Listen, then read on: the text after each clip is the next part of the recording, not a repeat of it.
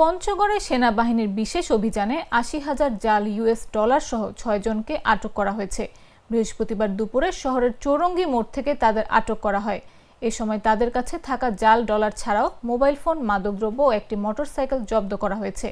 পঞ্চগড় সেনা ক্যাম্পের commander major মেহেদি পিয়াস বলেন, চক্রের সদস্যরা দীর্ঘদিন ধরে পঞ্চগড়ে নকল টাকা ও ডলারের ব্যবসা করে আসছিল। নকল ডলার দেশে ও পাশের দেশে বিক্রি করত। পাশাপাশি এসব জাল ডলার তেঁতুলিয়ার বাংলাবান্ধা ইউনিয়নে এক ব্যক্তির মাধ্যমে পাশের দেশে পাচার করার কথা ছিল। সুনির্দিষ্ট তথ্যের ভিত্তিতে সেনাবাহিনীর অভিযানে নকল ৮০,০০০ ইউএস ডলার সহ তাদের আটক করা হয়। পঞ্চগড় সদর থানার ভারপ্রাপ্ত কর্মকর্তা আব্দুল্লাহ হিল জামান বলেন, জাল ডলার ও জব্দকৃত মালামাল সহ ৬ জনকে থানায় হস্তান্তর করা হয়েছে। সুনির্দিষ্ট তথ্যের প্রেক্ষিতে ৬ জন ব্যক্তিকে আটক করা হয়েছে।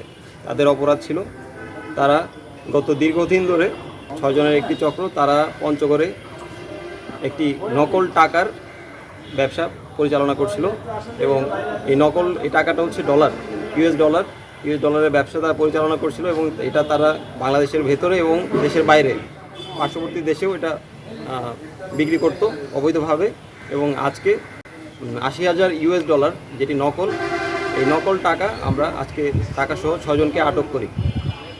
আমাদের এই কার্যক্রম পঞ্চগড়ে চলমান থাকবে এবং আমাদের আহ্বান থাকবে সকলের কাছে যেন আমাদের কাছে সুনির্দিষ্ট তথ্য দিয়ে এই ধরনের অপরাধমূলক কর্মকাণ্ড বন্ধ করা যায়। আমাদেরকে